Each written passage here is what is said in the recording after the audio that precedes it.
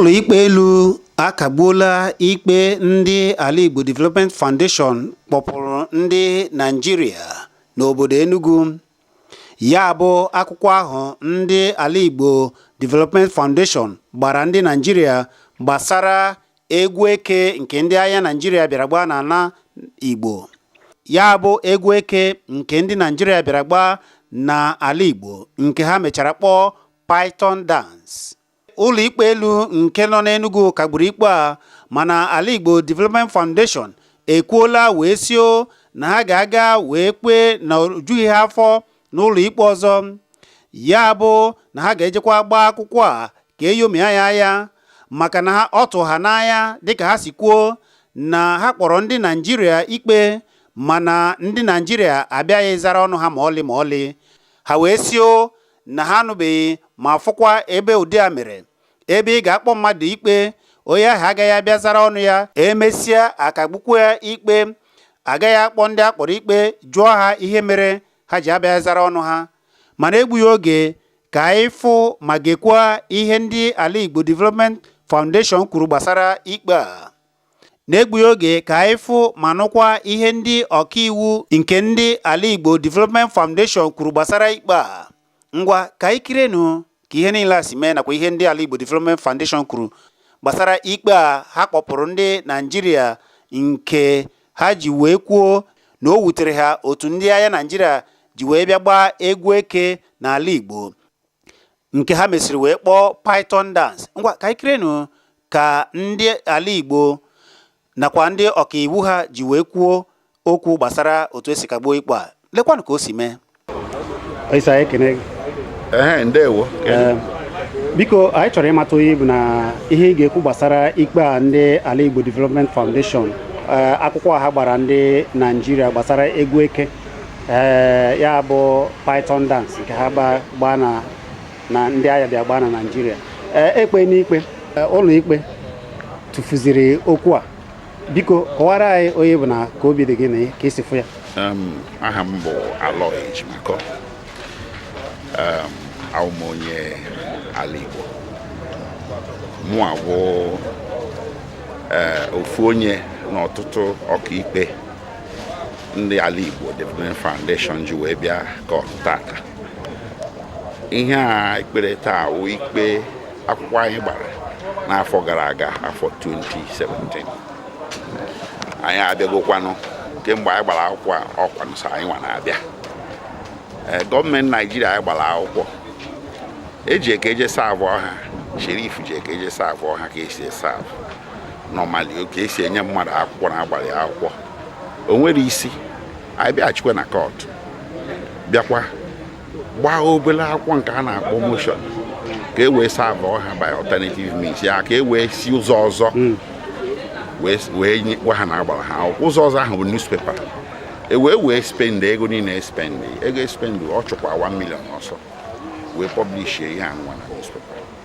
ha wee mata na agbara ha akwụkwọ. Mana enu ihe niile a gọọmenti Nigeria enyọrọ kọta Federal High Court bụ nke ha nsọpụrụ ekwesịghị inye ha. Ofu nsọpụrụ ha ga-enye Federal High Court bụ at least ha bịa bizoku akwụkwọ agbara ha si lee kọwal kọt ihe ha ji wee wepụta Ala Igbo sọsọ wee si n'ebe a ga-agba egwu eke anụ. Ala Igbo nọ n'udo, ọhịa anyị nọ na-ekwu na enwere usoro prezident onye isi ala ji ewepụta ndị amị n'obodo na-abụrụ ịbịa jebe agha. Constitution Nigeria bụ iwu megidere onye ọbụla kwulie na section 215 na onye ndị ga na-enekọta maka law and order bụ ndị polisi. Section 217 Constitution Nigeria 218 wee ebe kwuru maka ọrụ ndị amị ga na-arụ and otu onye isi ala kwesịrị isi na-ewepụta ndị amị. Ihe ahụ Constitution kwuru na 217 na 218 President Nigeria emezuru iwu ahụ before ya achịpụta ndị amị na South East. Ọ ya bụ isi akwụkwọ ịgba na Ala Igbo nọ n'udo na enwero nsogbu, enwere niile echepụta ndị a. Mana ifugo n'ife mere oge achịpụta ndị a ihe ha mere n'ụmụahịa ha jibere n'ụlọ na ndị Kano wee gbagbuo ndị mmadụ riri nne jekwe na checkpoint dị iche iche ihe onye ọbụla hụ ihe ha mere na-aba ọ bụ na ihe anụnwa bụ otu anyị ga-esi wee bi n'obodo a ọ bụ ihe anụnwa ka prezident Naijiria chọrọ ị na-eme anọkọta achịpụta ndị amị sendee ha maka na emebi afọ ndị anwa n'anya esendere ha ndị amị ha na-eje na-agbagbu young men and young women enyi ha ọ dọrọ nụ mma enwe onye a ga-agbagbu ka agbagbu onye ya na iwu megidere ya ndị a agbagbu n'ala Igbo ndị egwu ejima eshi tụrụ egwu eke wee gbagbuo kedu iwu megidere ha na agbagbu ha gịnị ka ha mere onye ka a na-akpọ extrajudicial killing na onye anyị na-achọ prevent so ihe anụnwa abụrụkwa na ajọs na ndị ọkaikpe bịara ka emebe argument ihe a na-ekwe ihe a maka life of ndị mmadụ ndụ onye ọbụla ọkwa omechekwa n'ala Igbo taa ọ bụrụ na asị na ome ya mere gaba na prezidenti anyị na ọ dara iwu a ji na-emekwa ebe ọzọ ọ life ndị Naijiria ka a na-azọ ihe ọ bụrụ sọsọ life ndị Igbo onye ọkaiwu ọzọ dị ka ibe ya bụ na kemgbe ha gbachara egbe eke ihe furu ndị Igbo n'ahụ onye dị ka Nnamdị Kanụ ugbu a ka a nọ taa amaghị ebe ọ nọ amaghị na ọ dị ndụ ma ọ nwụrụ anwụ biko otu onye bịara kpee ụdị ikpe a kedụzi ihe onuwa ga-eme ugbu a ka a mara ebe edebere Nnamdị Kanụ ma ọ dị ndụ ma ọ nwụrụ anwụ oke ka m dogodo na nke a ihe dị na ya bụ ka m gwagodo na federal gọọmenti abịara kọtụ ma ncha and enweghị ha faịlụ na kọtụ ma ncha wee zaa ọkaikpe akpọ ha bogodu oke nnukwu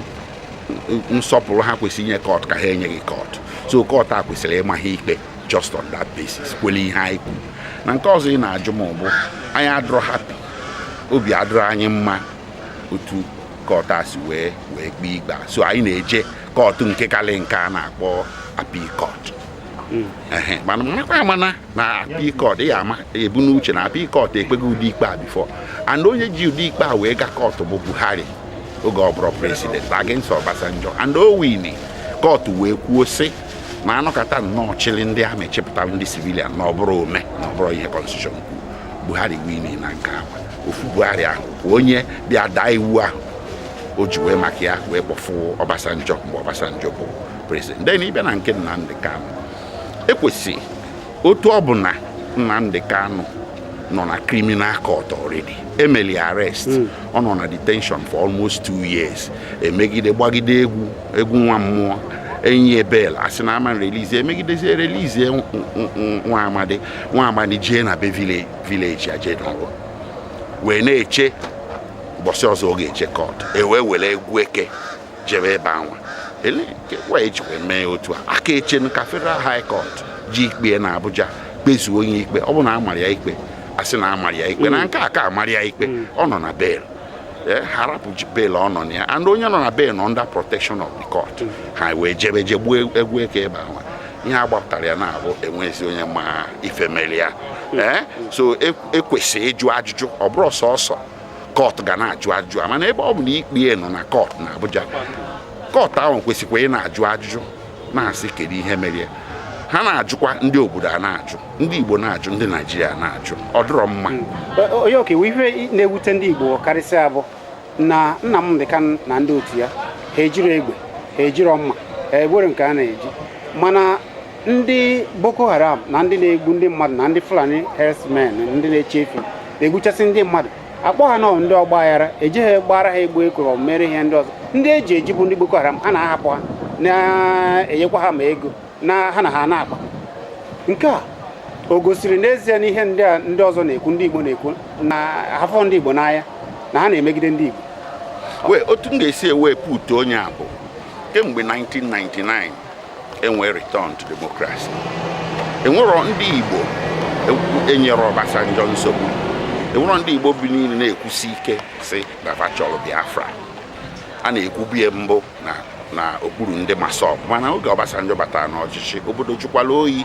maka na ihe na-ewe ndị Igbo iwe abụrọkwana na ndị onye Igbo abụrọ prezident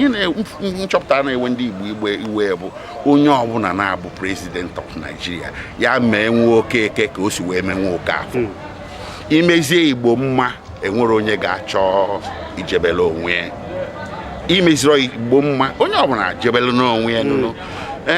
Yaradua wee bata ewere mgbere Yaradua bịa na-emegbu ndị Igbo